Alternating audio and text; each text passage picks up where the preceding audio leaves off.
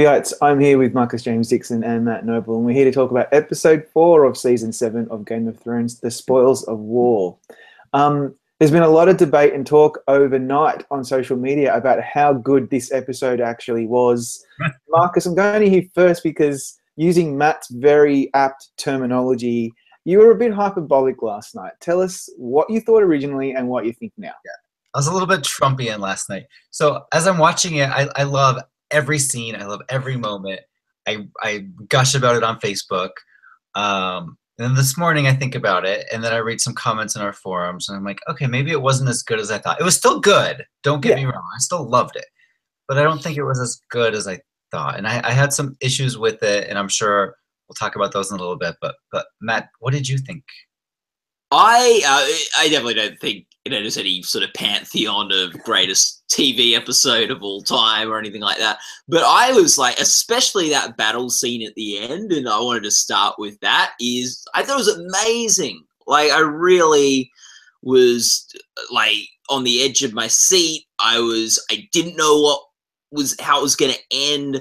I actually didn't know when Jaime's running at her with the thing, knowing like, oh, is he gonna get her, or is he gonna die now? It was a crazy battle, and we finally got to see the dragons in Westeros taking on the Lannisters. So that was sort of pretty cool. It was very exciting.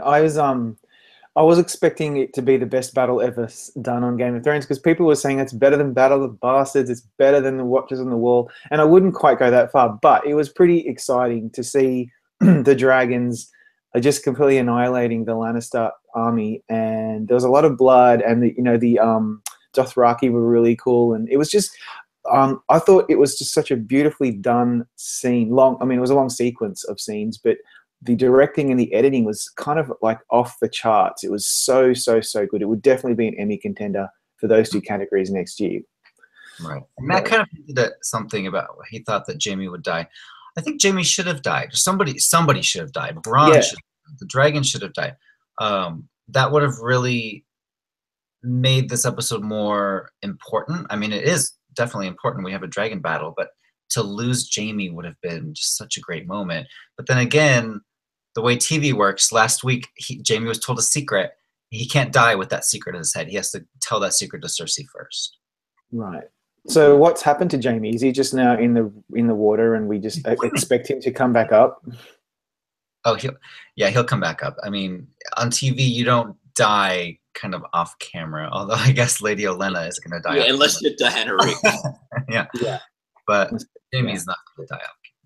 So I guess that is the point, though. Like, they did end with a bit of a Jaime looks like he's sinking to his deathbed. And I guess we had a dragon down as well, and Drogon. I think, was it Drogon? Was that the dragon? Yeah, I think so. Yeah. Is he dead, or is he just wounded? I don't know. I think that's a bit question mark too. Like, I would guess he survives, but I don't think it's a guarantee. I don't think it's a lock. We could have a dragon funeral next week. No, I know. Doesn't it tell you something that you like? Oh, when Drogon got the spear into his wherever it was, I was really upset.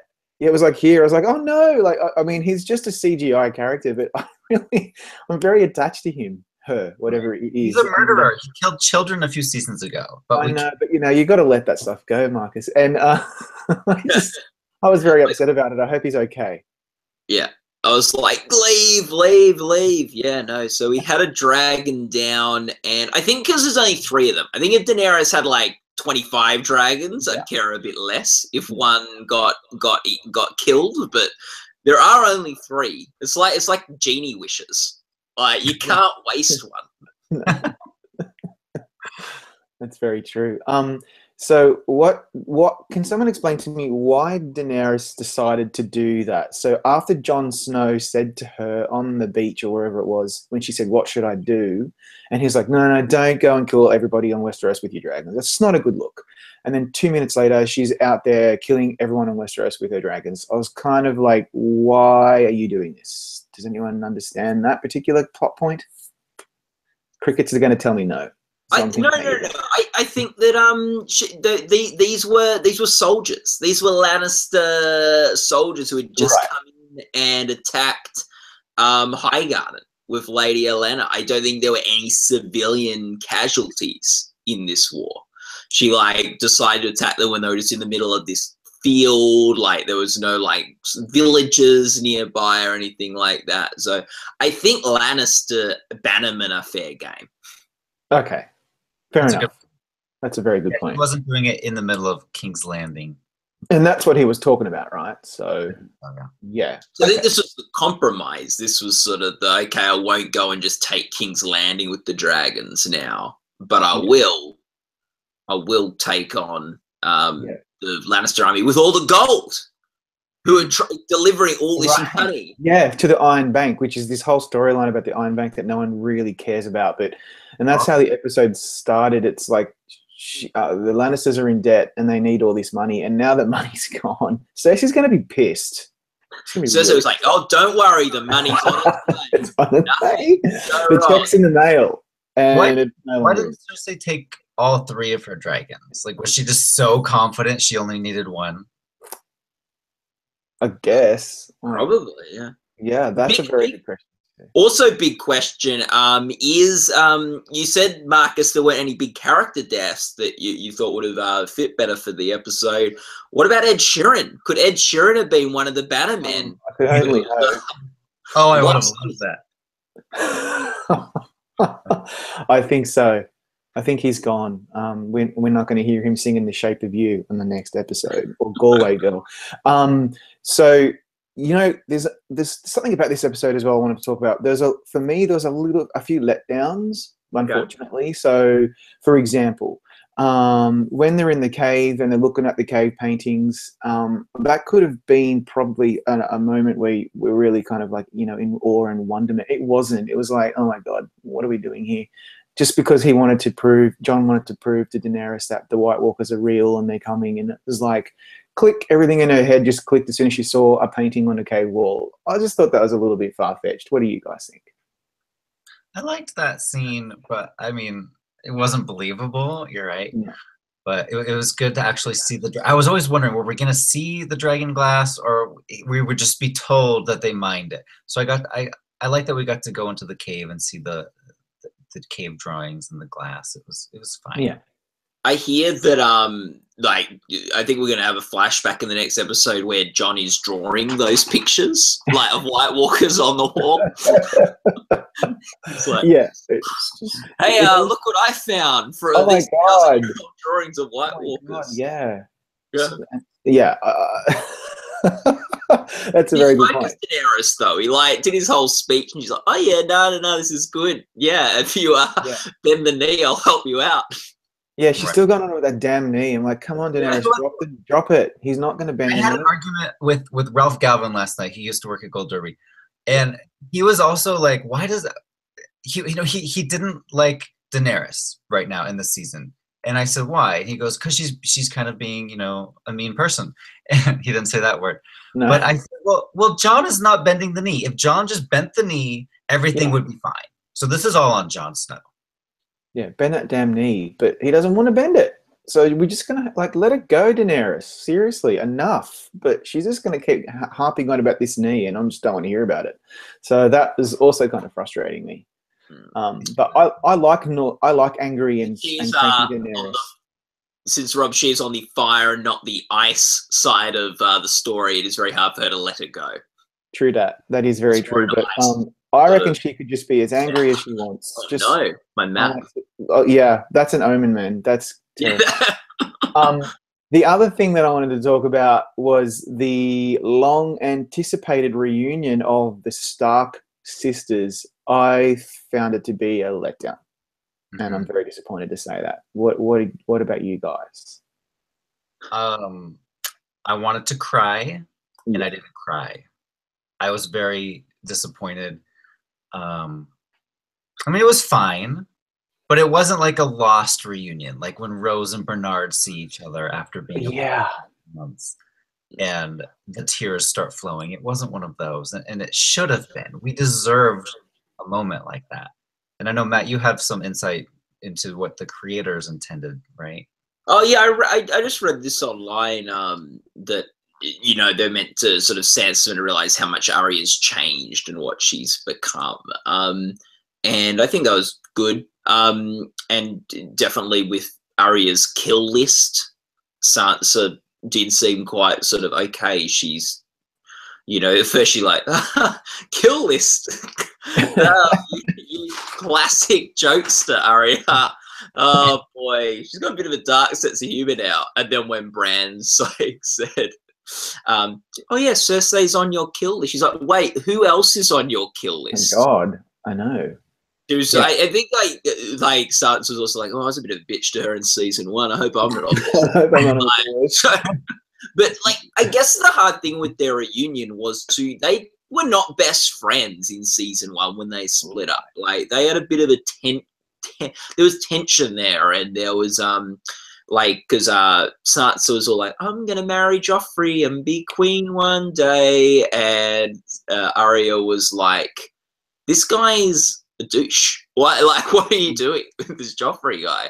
So it's not like these were best friends reuniting or close sisters that were reuniting, but there should have been a bit more power there, maybe, just because they are sisters and they've lost so many people in their family, and this is family, and the first time Arya's seen family. And I think also just the power that everyone had thought she's dead. And Sansa's dead sister has sort of come back to life almost. Yeah. And she's a bit colder now, but at the same time, she's, you know, what is it, like a mug of warm, hot chocolate compared to Bran. That's right. Like, she's smiling every now and then. She's sword fighting, and that was really cool. Her sword fight. Oh, you reckon? Okay, I was going to ask you about that, because when she was taking on Brienne, I was like, do you have to humiliate the big lady? Like, seriously, what are you doing? I'm not happy with Arya this week. I liked that scene because I think Brienne, she appreciated that she was being beaten. Like, she can appreciate a good fighter. And yes, I love the image of Sansa overlooking from the top. And I think that's when it really hit her, like, oh my gosh, this is not my little sister anymore. This is a different person. Yeah. And speaking of Bran, I keep reading online, and I have to agree with the comments that why doesn't he just take 5 seconds and say, I killed this guy and I got his power, and that's why I can see everything. Like, he's not even trying. I think we talked about this last. Not even trying to explain why he's so weird. That's even making him more weird. Yeah, he's driving me crazy. Like, I just think, oh my God, enough with the Bran. Something has to happen with Bran, because I'm getting the shits with Bran. Like, totally. It was funny when, like, Littlefinger's talking to him and sort of going like, oh, there's been a lot of chaos since you've left. Bran's like, chaos is a ladder. It's like someone bought Bran the Game of Thrones box set for like Christmas. I'm just quoting it to people. Do you think Littlefinger is on Arya's list? Do you think, like, I can't remember. I'm losing track of who she is annoyed with. But she gave Littlefinger a pretty dirty, filthy look. So I'm hoping that he might be on that list, because I would like to see Littlefinger die a very, very awful death. I'm looking forward to that. I think if he was on the list, he'd be dead by now. True. Yeah, I think it's a good point. I don't think he's on the list. No. Okay. Because I think like he helped get her dad arrested. I'm not sure how much of that she was in the loop on. She was in King's Landing at the time. So there is a chance that all happened so quickly that sort of so I'm not sure what part of that sort of betrayal she was privy to. By the way, I think we were kind of robbed of a moment where she gets to tell her siblings, like, by the way, you know, the evil, ugly guy that killed mom and killed brother? I totally killed him like 2 nights ago. Awesome. Yeah, awesome. He's dead. But nothing. We just got nothing. Like, I wanted to be manipulated more. I was happy for them to put some really manipulative, sad music and just let me bawl like a baby, but it didn't happen, and I'm feeling a little bit let down by it. So maybe the Jon Snow Arya reunion will. Maybe. Right. I hope so. Deliver more, because they did get on well. I liked how Sansa was sort of like, boy, Jon was happy to see me. He actually liked you. He's gonna be really happy to see you. So like that this season, I mean, we're halfway done. There's 3 episodes left. There's 3 to go, right? Yeah. And the rest of the season in Dragonstone, or will he return? Yeah, I in know. the finale? Oh, good question. It's got a bit of mining to do to supervise.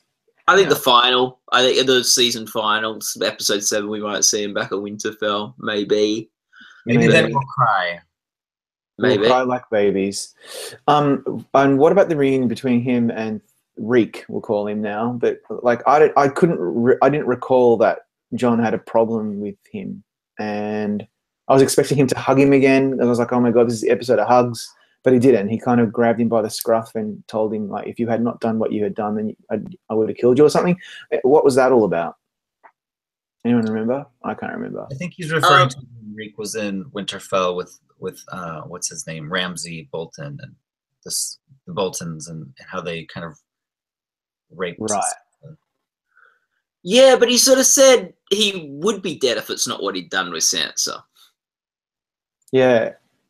I don't know. I feel like he was talking about how he took Winterfell, like that whole little episode. Right. That whole little thing where he killed. He thought he killed the 2 Stark brothers, right? And he held up their burnt corpses. Oh yeah.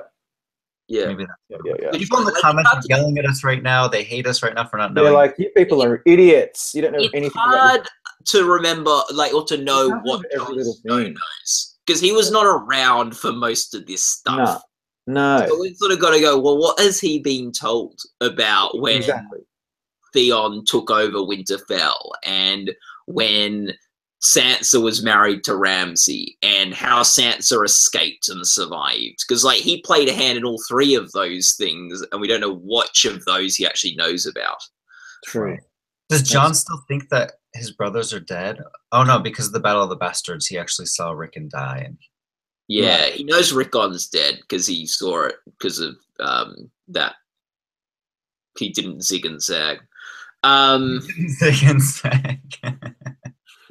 Yeah. Well, okay. So that explains some of that stuff. But yeah, to me, this was more of a chess piece episode, but we got a really good battle at the end, which is awesome. And we're only halfway through. Normally that kind of battle you'd get at the end of the season or in episode 9. So that's pretty cool. We got that. God knows where we're going with this. I assume that we're going to see something with Cersei and King's Landing towards the end, and then we'll leave the Beyond the Wall next season, I guess. Was this episode a win for Daenerys? Is Dany back? Oh, I don't know, mate. I thought it was going to be, but she copped it pretty hard with the spear in Drogon, and I don't know. Killed so many people. I think this is definitely a win for her. I think if the dragon survives, it was a win for her. Yeah, okay. Definitely a loss for the Lannisters if they've lost all that gold for the Iron Bank. Oh, that's a huge blow for them, and that's kind of cool. Yeah. So okay, that makes a lot of sense. So she knew that they had to be crippled this way financially, and she's certainly done that. And then, the Dothraki, they don't muck around. Like, they're pretty scary. And when they came over that hill, another beautiful shot, it was just like, I can't imagine why the Lannisters went running. Now, it worked out okay, but was it a mistake for Cersei to not keep the giant crossbow in King's Landing? Was King's Landing just a sitting duck without the giant crossbow there? Maybe they have more than one. I mean, it doesn't seem like it took that long. Oh, no. I think there's just one prototype. But yes, there could be. More than one. That is a good point. Interesting that they just happened to have it there at the time. So, yeah, we got to see it in use. I've put on YouTube a video which I've put together of what is it called? I'll tweet it out or something. But it's instead of Bronn, one of the alternate endings to the episode where Wile E. Coyote right. is taking on Daenerys with a big dynamite crossbow. Oh, I'd totally watch that. Well, on that note, post it as soon as this is done. Okay, good. On that note, I think we'll end it there. Thank you both of you for joining me, and we'll hopefully be back next week for episode 5. Yes.